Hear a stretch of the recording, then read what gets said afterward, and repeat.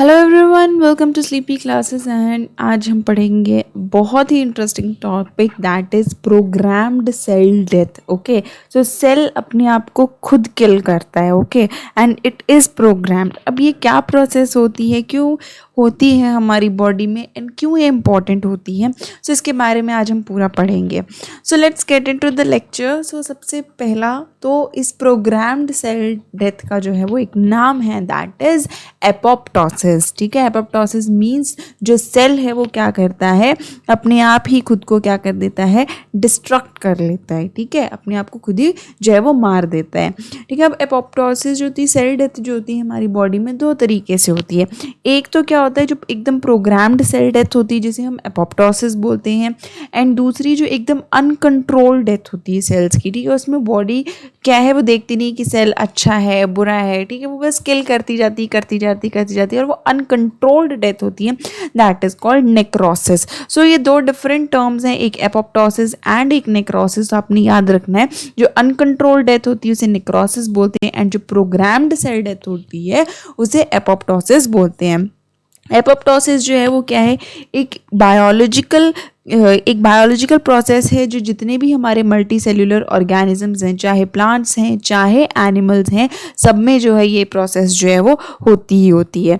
ठीक है, एंड ये क्यों इंपॉर्टेंट है, क्योंकि इससे बॉडी में जितने भी सेल्स हैं, ठीक है, लेट्स से वो डेंजरस सेल्स हैं, कुछ प्री कैंसरस सेल्स हैं या कोई ऐसे सेल्स हैं जो बॉडी को डैमेज कर सकते हैं, ठीक है, जिनका कोई मशीनरी खराब होगी एंड वो किसी यूज़ के नहीं है बॉडी में, उन सभी को क्या कर सकते हैं, डिस्ट्रैक्ट कर देती है। अगर ऑन एन एवरेज देखा जाए तो पूरे एवरेज जो दिन में 50 to 80 बिलियन सेल्स जो है वो बॉडी में जो है वो किल होते हैं due to apoptosis. Means body उनको खुद ही किल जो है वो करती है, एंड दैट इज जो नंबर बहुत ज़्यादा high, that is 50 to 80 billion. आप खुद ही सोच सकते हो कितने ज़्यादा सेल्स हमारी बॉडी में जो है वो प्रेजेंट होते हैं। ठीक है, एंड ये नंबर एक एडल्ट की बॉडी का है, मीन्स एडल्ट में टोटल जो है वो इतने जो है वो सेल्स जो है वो किल होते हैं। ये प्रोसेस बहुत इंपॉर्टेंट होती है ह्यूमंस में, क्योंकि डेवलपमेंट में बहुत इंपॉर्टेंट रोल प्ले करती है, बॉडी डेवलपमेंट में बहुत इंपॉर्टेंट रोल प्ले करती है, एंड साथ में जो है एक हेल्दी इम्यून सिस्टम बनाने में भी बहुत इंपॉर्टेंट रोल प्ले करती है।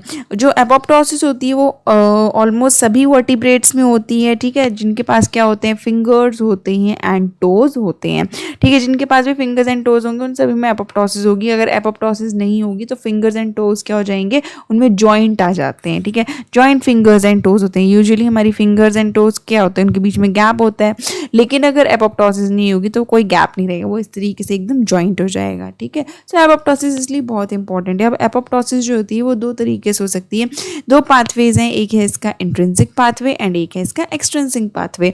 ठीक है, इसमें हम इतना डिटेल में नहीं जाएंगे, बट ओवरव्यू देखेंगे एक्सट्रिंसिक क्या होता है एंड इंट्रिंसिक क्या होता है।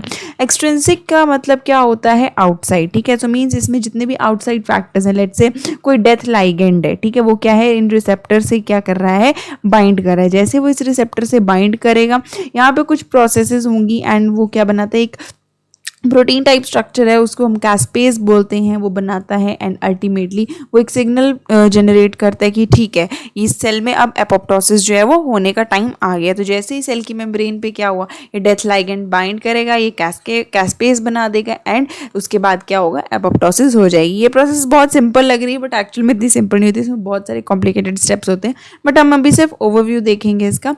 नेक्स्ट इंट्रिंसिक पाथवे होती है। इंट्रिंसिक मतलब इनसाइड फैक्टर्स। ठीक है, अब ये इनसाइड फैक्टर्स पे डिपेंड करती है, लाइक स्ट्रेस है या फिर डीएनए अगर कुछ खराब हो रहा है या ऐसा कुछ भी है। ठीक है, तो ये जो सेल है, ठीक है, वो इंटरनल फैक्टर्स पे डिपेंड करता है कि इसमें एपोप्टोसिस होगी या नहीं होगी। ठीक है, सो क्या है, स्ट्रेस है, कुछ भी है, अगेन वो क्या बनाएगा, कैस्पेस कॉम्प्लेक्स बनाएगा एंड उसके बाद क्या है, हमारी जो है वो जो है सेल जो है वो डेथ हो जाएगी। सो दोनों में फ़र्क इतना है कि दोनों के जो ट्रिगरिंग फैक्टर्स हैं वो अलग हैं। एक्सट्रिंसिक में outside triggering factor that is death ligand, and intrinsic में क्या है, अंदर फैक्टर, जो सेल के अंदर जो फैक्टर्स हैं, लाइक स्ट्रेस है या और कुछ ऐसी चीज़ें। ठीक है, मीन्स जो भी है वो सेल के अंदर है। ठीक है, अंदर से सिग्नलिंग हो रही है। सो ये दो पाथवेज हैं जिससे एपोप्टोसिस जो है वो हो सकती है। अब इस एपोप्टोसिस का सिग्निफिकेंस क्या है, ठीक है, इसको ये क्यों इम्पोर्टेंट है हमारी बॉडी में। तो पहला क्या है कि होम्योस्टासिस मेंटेन करता है सारे मल्टी सेल्यूलर ऑर्गेनिज्म में।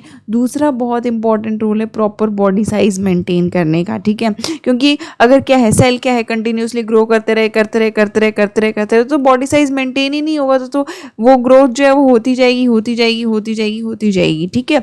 बट नहीं, जो एक तो सेल्स हैं उनको किल करना भी बहुत इंपॉर्टेंट हो जाता है, जो और कोई रोल प्ले नहीं कर रहे हैं फर्दर बॉडी की डेवलपमेंट में, एंड वो डेंजरस भी हो सकते हैं बॉडी के लिए, ठीक है।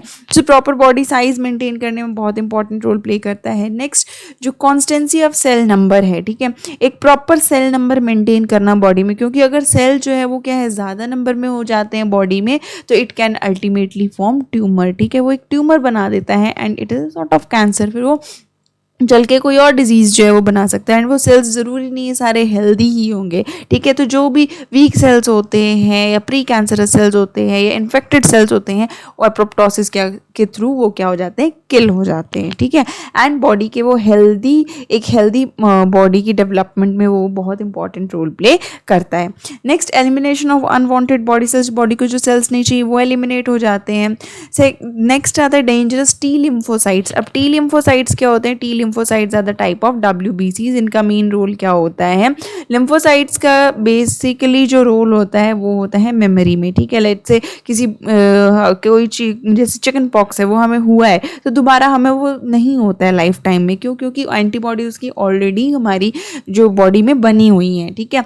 तो जैसे ही अगर वो पैथोजन एंटर भी करेगा तो हमारी बॉडी के सेल्स को एकदम याद आएगा, ओ अच्छा ये पैथोजन है, इसके लिए हमने पहले भी एंटीबॉडीज बनाई हुई थी, तो एकदम से वो बॉडीज एंटीबॉडीज रिलीज करेंगे एंड उसको किल कर देते हैं। तो वो एक मेमोरी का काम है। तो टी लिम्फोसाइट्स उस मेमोरी में रोल प्ले करते हैं। तो जितने कुछ डेंजरस टी लिम्फोसाइट्स भी होते हैं वो भी एपोप्टोसिस के थ्रू जो है वो किल हो जाते हैं, ठीक है। लास्ट में प्रोग्राम सेल डेथ जो है वो बहुत क्रूशियल है, बहुत इंपॉर्टेंट है सेल की डेवलपमेंट के लिए, ठीक है।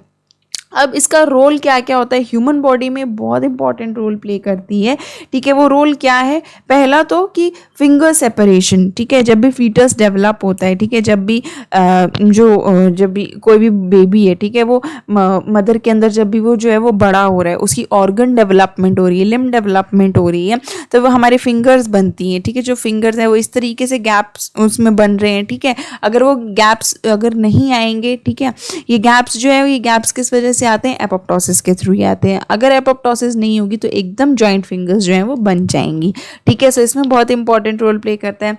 सेकेंडली न्यूरल ट्यूब होती है हमारी बॉडी के डॉर्सल पार्ट में, उसके क्लोजर में बहुत इंपॉर्टेंट रोल प्ले करता है। वेस्टिजियल रेमिनेंट्स है जैसे प्रोनेफ्रॉन्स है, ठीक है। वेस्टिजियल रेमिनेंट्स क्या होते हैं या वेस्टिजियल ऑर्गन्स क्या होते हैं, ये वो ऑर्गन्स होते हैं हमारी बॉडी के जिनका कोई रोल नहीं होता है बॉडी में बट स्टिल वो प्रेजेंट होते हैं। तो उनके रिमूवल में भी बहुत इंपॉर्टेंट रोल जो है वो प्ले करता है एपोप्टोसिस। फिर उसके बाद अगर सेक्स डिटर्मिनेशन है, जैसे कि फीटस है, फीटस में जब सेक्स डिटरमाइन होता है बॉडी का, ठीक है, कि यहाँ ये फीमेल होगा या मेल होगा, ठीक है, तब वहाँ पे एक वोल्फियन डक्ट्स होती हैं। वोल्फियन डक्ट्स जो होती हैं वो इस प्रोसेस में बहुत इंपॉर्टेंट रोल प्ले करती हैं, ठीक है। जब भी फीटस के अंदर जो है वो बेबी डेवलप हो रहा होता है, फीटस डेवलप हो रहा होता है, ठीक है। सो इनको भी जो है वो सेल डेथ के थ्रू जो है वो रिमूव कर दिया जाता है। इसलिए जब भी कोई बेबी पैदा होता है, ठीक है, तो उनमें वोल्फियन डक्ट्स प्रेजेंट नहीं होती हैं बट फीटस के टाइम पे ये होती हैं to determine the sex of the foetus, ठीक है। सो ये बहुत इंपॉर्टेंट रोल है जो बॉडी में एपोप्टोसिस जो है वो प्ले करता है। अब एपोप्टोसिस और कैंसर का क्या रिलेशन है, ठीक है, द मोस्ट इंटरेस्टिंग क्वेश्चन, बहुत इंटरेस्टिंग क्वेश्चन है। अब पहले तो नॉर्मल सेल डिवीजन कैसे होता है कि नॉर्मली एक सेल से 2 सेल्स बन रहे हैं, 2 से 4 बन रहे हैं, ठीक है।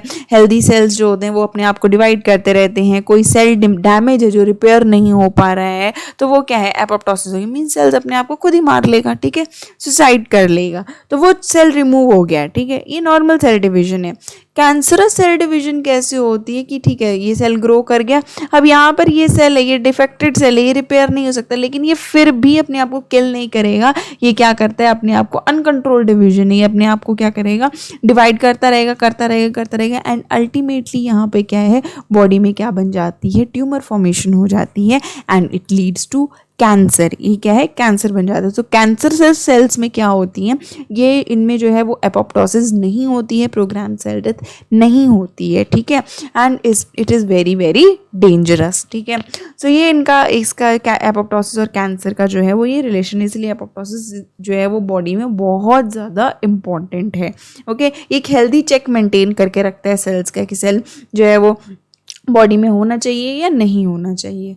ओके, सो ये था आज का हमारा लेक्चर अबाउट एपोप्टोसिस। बहुत इंटरेस्टिंग लेक्चर था, आई होप आप सबको पसंद आया होगा। एंड कोई भी क्वेरी है आप कमेंट करके बता सकते हैं। नेक्स्ट कोई और इंटरेस्टिंग टॉपिक आपके उसके बारे में पढ़ना है तो वो भी कमेंट करके बता सकते हैं। हम जल्दी मिलेंगे नेक्स्ट सेशन में, तब तक के लिए stay safe, take care and bye bye.